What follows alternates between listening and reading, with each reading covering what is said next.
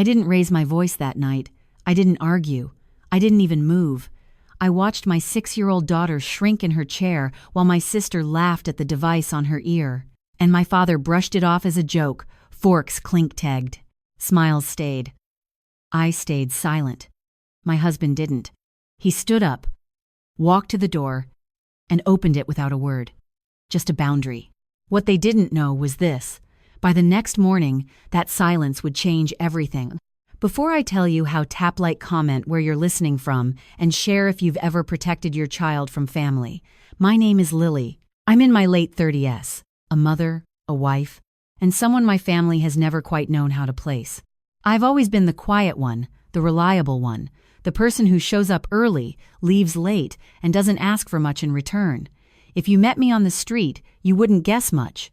Simple clothes, no jewelry worth noticing, a calm face that people often mistake for softness. I let them. That night, we were hosting dinner at our house. Nothing special, just a long table food I'd cooked since early afternoon and the low hum of the vent above the stove that never quite turns off. My daughter Emma sat beside me, swinging her legs under the chair, her fingers brushing the small hearing device tucked behind her ear. She'd only been wearing it for a few weeks. Every morning before school, she stood in front of the mirror, tilting her head, asking, "Does it look weird today?" And every morning, I told her the truth. It looks like you. Emma is 6, curious, gentle.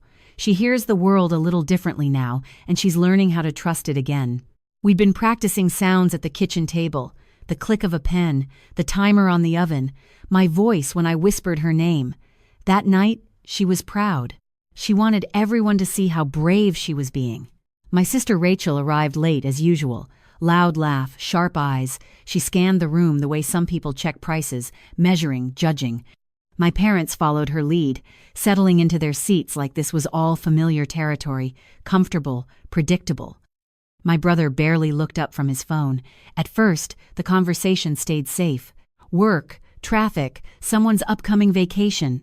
Emma leaned toward me and whispered when she heard her name across the table, her face lighting up every time she caught a word on her own. Then Rachel noticed the device. She didn't ask. She didn't lower her voice. She pointed, tilted her head, and smiled in that way that always made my stomach tighten. The table went quiet for just a second. Not the awkward kind, the waiting kind. I answered before anyone else could. Calm, measured. I explained what it was, why Emma needed it, how well she was doing. I kept my voice steady because I believed stupidly that clarity would be enough. My mother's smile tightened. My father leaned back in his chair. Emma stopped swinging her legs. I felt something shift in the room. Not loud, not sudden, just a subtle change, like the air pressure dropping before a storm you don't see coming yet. And still, I stayed seated. Still, I tried to hold the moment together. I didn't realize then that this was the last normal minute we were going to have. Rachel didn't laugh right away. She leaned forward first, squinting like she was trying to understand a puzzle she didn't respect. Her finger hovered in the air, not quite pointing but close enough to make my chest tighten. "So that's what that is," she said. "I thought it was some kind of gadget." I felt Emma's shoulder press into my arm. Her body went still. The kind of still that isn't calm, just careful. I explained again, slower this time, what the device did. How it helped Emma hear certain frequencies. How it wasn't a phase or something we could just outgrow. I chose my words the way I always did around my family, trimming off anything that might sound emotional. Facts, only clean edges, no room for misunderstanding. Rachel smiled and shook her head. "She's so little," she said. "It just feels sad." "Don't you think the word hung there? Sad?" My mother reached for her water glass, took a sip, and set it down too carefully. "People notice these things," she said, not looking at Emma. "Kids can be cruel." I wanted to ask her who exactly she thought was being cruel in that moment. Instead, I breathed in through my nose and counted silently the way I had learned to do years ago. My father chuckled, not warmly, not unkindly either, just dismissive. "Come on," he said. "It's not like anyone's attacking her. We're just talking." Rachel lifted her glass. "Exactly. It's just conversation." Emma's fingers moved up to her ear. She touched the device, then dropped her hand like she'd been caught doing something wrong. I spoke again. My voice didn't shake, but it felt thinner now. "She understands more than you think." That was when my father sighed long and exaggerated, like I was making the evening difficult on purpose. He waved his hand, palm up. "Lily," he said, "you're taking this way too personally. It's a joke. You need to lighten up." The word joke landed harder than anything Rachel had said. Because jokes don't make a child look down at their plate and stop eating. Because jokes don't make the room feel smaller. My mother nodded, relieved. "He's right," she added. "No one means anything by it, but maybe going forward you could look into something a little less obvious, just to make things easier." Easier for who? I opened my mouth, then closed it again. I felt the familiar pressure in my chest, the old instinct to smooth things over to protect everyone else from discomfort. I'd done it my whole life, made myself smaller so the room could stay calm. Across the table, Emma's eyes were glossy. She wasn't crying. She was trying not to. She leaned toward me and whispered so quietly I almost missed it. Did I do something wrong? That was the moment everything inside me stopped negotiating. I didn't answer right away. I put my hand over hers, warm and steady, even though my pulse was loud in my ears. I looked around the table at my sister's impatient expression, at my parents' expectant faces, waiting for me to laugh it off, to cooperate. I realized then that if I spoke, nothing would change. So, I stayed quiet, and in that silence, I felt something shift. Not in them. In me. The silence didn't last long. Mark pushed his chair back, not abruptly, just enough for the legs to scrape softly against the floor. That sound cut through the room better than any raised voice could have of. He stood, straightened his sleeves, and walked toward the front door. No speech, no warning. He opened it and stepped aside.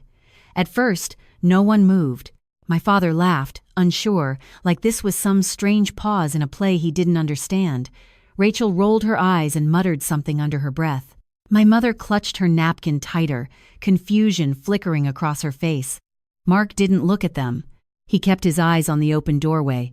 "Out," he said quietly. Just one word. Calm. Final. That was when the room fractured. Rachel stood up, her voice sharp, offended. My parents followed, talking over each other, insisting this was dramatic, unnecessary, embarrassing. Someone said the word family like it was a shield, like it excused everything that had just happened. Mark stayed where he was. They passed me without meeting my eyes. When the door closed behind them, the house went still, not tense, empty, the kind of quiet that feels earned. Emma's breath hitched. I pulled her onto my lap, felt her small body curl inward like she was bracing for something else to go wrong. "Are they mad at me?" she asked. "No," I said immediately. My voice surprised me.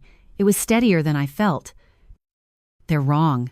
She nodded like she wanted to believe me. Later that night, after Mark tucked Emma into bed and waited until her breathing evened out, I went downstairs alone. I didn't turn on the lights. I sat at the desk in the corner of the living room, the one I usually used to pay bills after everyone else was asleep. I opened my laptop. The screen glowed, familiar and unremarkable. A simple spreadsheet, rows and columns I'd built over years. Nothing dramatic at first glance. Just numbers, dates, notes I'd written to myself and never expected anyone else to see. Tuition payments, medical bills, monthly transfers, all quiet, all consistent. I scrolled slowly. I remembered the first time I added a line, a small one. Just help, I told myself. Temporary, then another and another. It had become routine, like breathing. Something I did without thinking because I could. I hadn't told them, not because I was hiding, because I didn't want it to matter. I clicked into my bank portal. The cursor blinked, waiting. I didn't feel angry. I didn't feel vindictive. I felt clear. I started canceling the payments one by one. No drama, no messages attached, just confirmations appearing quietly on the screen. Each click felt like loosening a knot I'd been carrying for years. When I closed the laptop, the house was still quiet. Upstairs, Emma slept peacefully, her hearing aid resting on the nightstand beside her favorite book. By morning, the silence would reach far beyond these walls, and they would finally notice. The first call came just before 7. I was in the kitchen standing barefoot on the cold tile, pouring cereal into a bowl while Emma sat at the counter, humming softly to herself. She liked doing that now, testing sounds, playing with them, stretching them out to see how they felt in the air. My phone vibrated against the counter. I didn't look at it. A second call followed, then a third. Mark glanced at me over his coffee mug. I shook my head slightly. Not yet. Emma tilted her head. Is it loud? She asked. No, I said. It can wait. By the time I walked her to the door and watched her climb onto the bus, my phone had stopped buzzing and started lighting up. Missed calls, messages stacking on top of each other. The kind of urgency people only have when something they rely on suddenly disappears.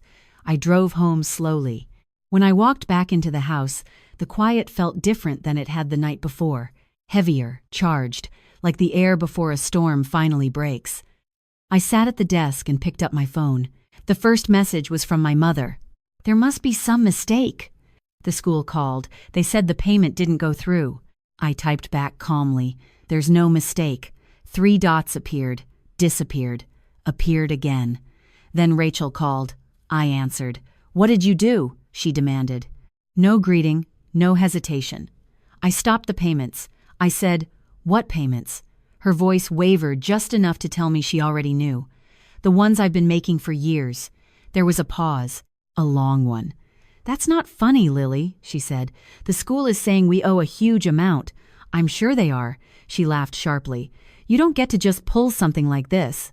Sophie and Nathan's education isn't a game. I leaned back in my chair and looked at the window. The street outside was quiet. Ordinary. It's not a game, I said. It's a responsibility. One that belongs to you and your husband. Her breathing turned fast. You're not making any sense. So, I stopped softening it. The tuition payments, the ones covering both kids, those came from me. Silence.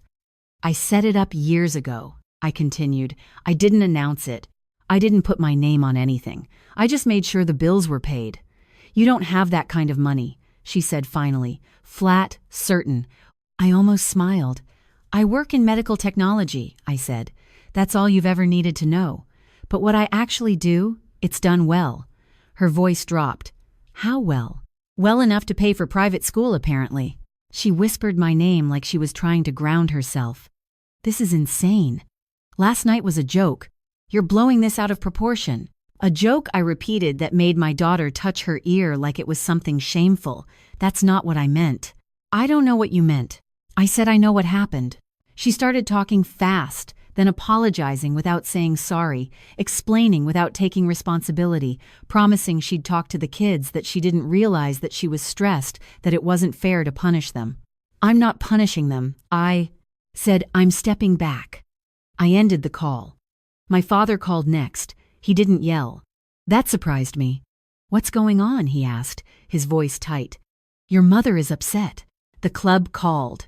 The billing office at her doctor's office called too. Yes, I said. I canceled everything, he laughed, disbelieving. Everything. The membership, the extra medical bills, the support I've been giving your son, all of it. There was a long silence. Why would you do that? He asked finally. Over something so small. I closed my eyes. Small? I said. My daughter asked me if she was broken. He exhaled sharply. You're being emotional. No, I said. I'm being clear. You never told us you were paying for these things, he said. How were we supposed to know? That's exactly the point, I replied. You didn't know. You didn't ask. You didn't wonder. He tried a different approach. We're family. Family. The word felt thin now. Family doesn't mock a child, I said. Family doesn't suggest hiding medical equipment to protect appearances. Family doesn't benefit quietly and then dismiss the person providing it. He went quiet. I've been covering roughly the same amount every month for years, I continued. I kept track. I always keep track. You don't need to do this, he said. His voice had changed, softer. Careful. We can talk. We did talk, I said. Last night, you told me to lighten up. My mother took the phone. Her voice was already breaking. We didn't mean it that way. Then how did you mean it? I asked gently. She didn't answer. "I didn't stop supporting you because I was angry," I said. "I stopped because I finally understood something. You didn't respect me. You respected what you thought I couldn't do," she cried then, real tears. "We love Emma," she said. "Love isn't what you say," after I replied. "It's what you do in the moment." I ended the call before she could ask what I knew she was about to ask. My brother called last. He sounded panicked. "My account is overdrawn." He said the payment didn't go through. "I need to know what's happening." "I stopped making the payments," I said. "What payments?" he asked, confused. "The ones covering your business loan." "That's not possible," he said quickly. "I never took a loan from you." "You took one from a bank," I said. "I made the payments." His voice dropped to a whisper. "For how long?" "Years. Oh my God." He started explaining immediately how he thought the bank had adjusted something, how he assumed things were fine, how he never questioned it. I said. "You just didn't notice." He apologized over and over, promised to make things right, promised to talk to Rachel, to our parents. "I'm not doing this to teach you a lesson," I said. "I'm doing it because I'm done being invisible." When the calls finally stopped, the house was quiet again. But this time, it wasn't empty. It felt balanced. That afternoon, I picked Emma up from school. She ran toward me, smiling, telling me about a sound she'd heard during reading time. A bell she'd never noticed before. "Did you hear it all by yourself?" I asked. She nodded proudly. "I did." That night, I tucked her into bed. She looked at me carefully the way children do when they're deciding whether to ask something important. "Are they still mad?" she asked. I brushed her hair back. "They're dealing with their own feelings." She considered that. "I don't think I like their jokes." I smiled softly. "You don't have to."